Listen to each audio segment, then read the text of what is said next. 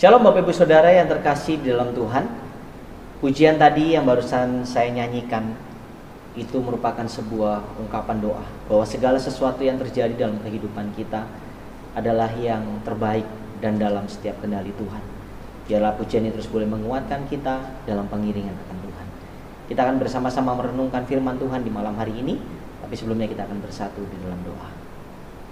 Kami mengucap syukur untuk segala kebaikan dan anugerah Tuhan dalam hidup kami. Kalau kami boleh ada sampai dengan hari ini, bahkan di malam hari ini kami boleh menyaksikan bahkan mengikuti persekutuan doa Kamis secara online.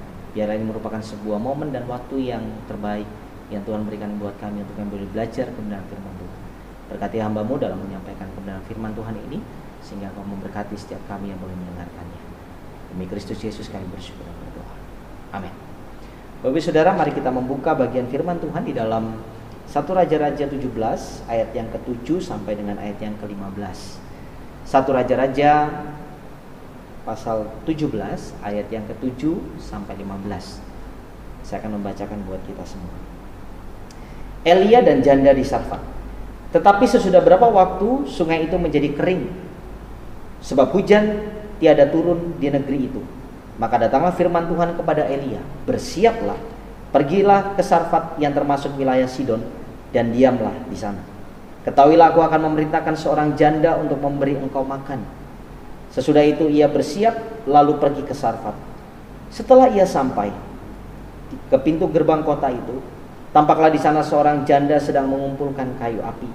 Ia berseru kepada perempuan itu, katanya, cobalah ambil bagiku sedikit air dalam kendi, supaya aku minum. Ketika perempuan itu pergi mengambilnya, ia berseru lagi, cobalah ambil juga bagiku sepotong roti. Perempuan itu menjawab, demi Tuhan Allahmu yang hidup, sesungguhnya tidak ada roti padaku sedikit pun, kecuali segenggam tepung dalam tempayan, dan sedikit minyak dalam buli-buli. Dan sekarang aku sedang mengumpulkan 2-3 potong kayu api. Kemudian aku mau pulang dan mengolahnya bagiku dan bagi anakku, dan setelah kami memakannya, maka kami akan mati. Tetapi Elia berkata kepadanya, janganlah takut, pulanglah, buatlah seperti yang kau kukatakan, tetapi buatlah dahulu bagiku sepotong roti bundar kecil daripadanya, dan bawalah kepadaku, kemudian barulah kau buat bagimu dan bagi anakku. Sebab beginilah firman Tuhan Allah Israel, tepung dalam tempayan itu tidak akan habis, dan minyak dalam buli-buli itu pun tidak akan berkurang sampai pada waktu Tuhan memberi hujan ke atas muka bumi. Lalu pergilah perempuan itu dan berbuat seperti yang dikatakan Elia. Maka perempuan itu dan dia serta anak perempuan itu mendapat makan beberapa waktu lamanya. Bapak Ibu Saudara, kisah tentang janda di Sarfat merupakan sebuah kisah yang sungguh boleh mengubahkan setiap kehidupan kita. Dalam kitab 1 Raja 17 diceritakan mengenai kekeringan yang terjadi atas tanah Israel. Elia bernubuat mengenai masa kekeringan yang akan datang, dan kekeringan tersebut benar-benar terjadi selama 3,5 tahun. Makanan dan minuman sangat susah didapat pada masa kekeringan tersebut. Hujan pun sedikit turun, sehingga ladang tidak mengeluarkan hasilnya, dan rumput-rumput yang mengering mengakibatkan ternak-ternak tidak dapat diberi makan. Walaupun menjabat sebagai seorang nabi Tuhan pada saat itu, namun Elia tetaplah seorang manusia yang masih membutuhkan makanan dan minuman. Pada kisah ini Tuhan menyatakan pemeliharaannya atas hambanya ini. Di tengah-tengah kekeringan yang sedang terjadi, tidak hanya menyediakan apa yang Elia butuhkan, namun kuasa dan mujizat Tuhan juga mengikuti Elia pada saat itu. Melalui kisah antara Elia dan janda di Sarfat, ada 2 poin penting yang malam hari ini akan saya sampaikan. Apa yang menjadi rahasia dari Elia agar bisa tetap terpelihara dan mengalami mujizat Tuhan?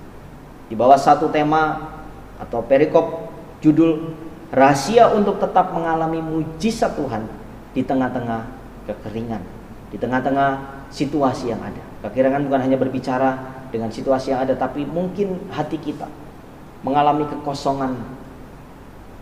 Dalam kehidupan rohani kita sepertinya menjalani sebuah rutinitas ibadah hanya sampai kepada sebuah ritual, bukan kasih kita kepada Tuhan. 2 hal itu, yang pertama adalah menaati perintah Tuhan. Dikatakan di sana ayat yang ke-6 dan ke-7, lalu ia pergi dan ia melakukan seperti firman Tuhan. Ia pergi dan diam di tepi sungai Kerit di sebelah sungai Yordan. Pada waktu pagi dan petang, burung-burung gagak membawa roti dan daging kepadanya, dan ia minum dari sungai itu. Tuhan memberikan perintah agar Elia pergi ke arah timur dan bersembunyi di tepi sungai Kerit. Tuhan berkata kepada Elia pada saat itu dan memerintahkan kepada burung-burung gagak untuk memberi Elia makan, dan Elia juga dapat minum air dari sungai itu.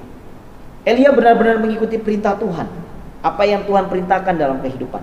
Dan ketika dia mengikuti perintahnya, maka apa yang dijanjikan Tuhan benar-benar terjadi.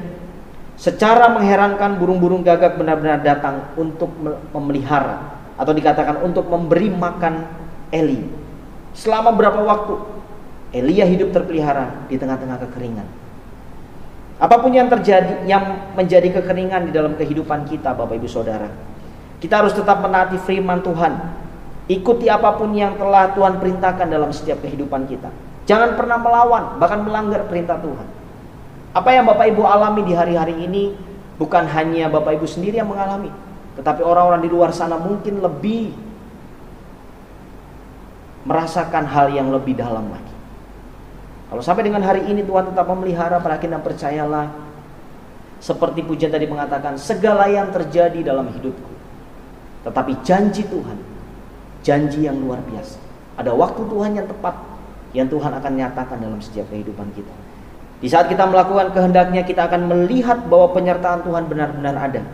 Mujizat demi mujizat juga akan terjadi di dalam setiap kehidupan kita. Hal yang kedua, perbuatlah apa yang dapat kita lakukan. Firman Tuhan mengatakan tadi, lalu pergilah perempuan itu dan berbuat seperti apa yang dikatakan Elia. Maka perempuan itu dan dia serta anak perempuan itu mendapat makan beberapa waktu lamanya.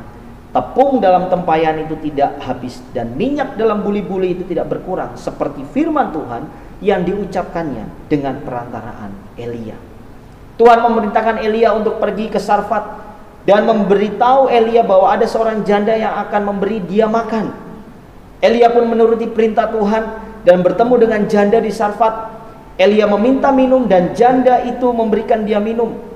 Pada saat Elia meminta sepotong roti, janda tersebut mengatakan bahwa dia tidak memiliki banyak tepung, hanya sisa segenggam saja dan sedikit minyak di dalam buli-buli. Saudara, bahan tersebut hanya cukup bagi janda dan anaknya untuk 1 kali makan. Bahkan firman Tuhan mengatakan setelah janda itu membuat makanan itu, dia katakan kepada Elia, setelah kami memakannya kami akan mati, karena tidak tahu lagi apa yang harus mereka makan. Tetapi Elia berkata kepada janda ini, dia mengatakan, janganlah takut, pulanglah, buatlah seperti yang kukatakan. Tetapi sebelumnya buatlah lebih dahulu bagiku sepotong roti bundar kecil daripadanya, dan bawalah kepadaku, kemudian barulah kau buat bagimu dan bagi anakmu. Melihat hal ini sepertinya Elia menjadi seorang yang egois, hanya mementingkan dirinya sendiri. Ya, dia hanya berkata kepada wanita atau janda di Sarfat ini, dia katakan, buat dulu buat saya sangat lapar. Pertanyaannya saya adalah, bagaimana dengan janda itu dan anak perempuannya? Mereka mungkin lebih lapar lagi, tetapi tidak melihat dari sisi itu. Yang saya lihat adalah ada iman di sana. Ada sesuatu hal yang wanita ini lakukan dan kerjakan, dan dia katakan, oke, saya akan memberikan dulu kepada abdi Allah ini. Dia akan melakukan hal itu untuk seorang hamba Tuhan ini. Dia melakukannya dengan iman, karena dia kena percaya pada saat dia melakukannya untuk Tuhan, untuk Allah, Tuhan akan memberikan berlipat kali ganda dalam kehidupannya. Bapak saudara, janda itu melakukan tepat seperti yang dikatakan oleh Elia. Dan tepung dalam tempayan itu tidak habis, minyak dalam buli-buli itu pun tidak berkurang seperti yang difirmankan Tuhan. Janda tersebut melakukan apa yang dilakukan pada saat itu.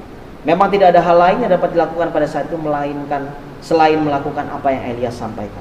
Namun di saat janda itu melakukan langkah imannya, kuasa Tuhan dinyatakan dalam kehidupannya. Apa yang semula menjadi kekhawatiran, yaitu ketika tepung dan minyak itu akan habis, dan setelah itu dia dan anaknya akan mati, hal itu tidak terjadi sama sekali. Tuhan menyatakan pemeliharaannya, Tuhan mengadakan mujizat, Tuhan tidak pernah lalai menepati janjinya, dan Tuhan senantiasa menyertai janda dan anak ini. Lakukan apa yang dapat kita lakukan di hari-hari ini. Jangan pernah memikirkan hal-hal yang terlalu jauh atau yang muluk-muluk. Lepaskan apa yang tidak bisa dikendalikan. Berserah kepada Tuhan agar dia menyatakan kuasanya atas kehidupan kita. Dan kita akan melihat hal-hal yang heran terjadi atas setiap hidup kita. Yakobus 6 ayat 16 dikatakan, doa orang benar bila dengan yakin didoakan akan sangat besar kuasanya.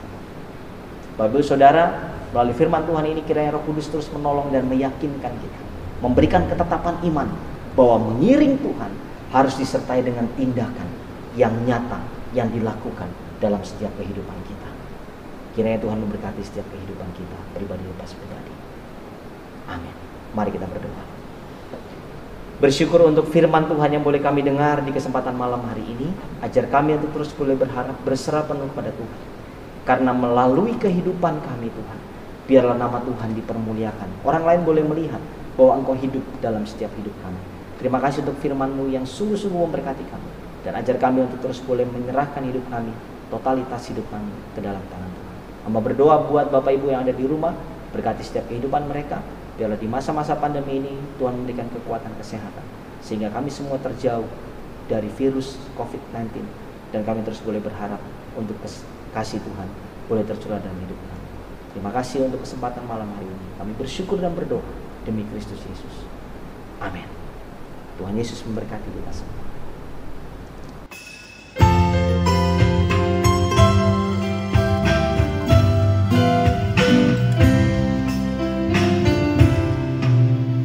Setiap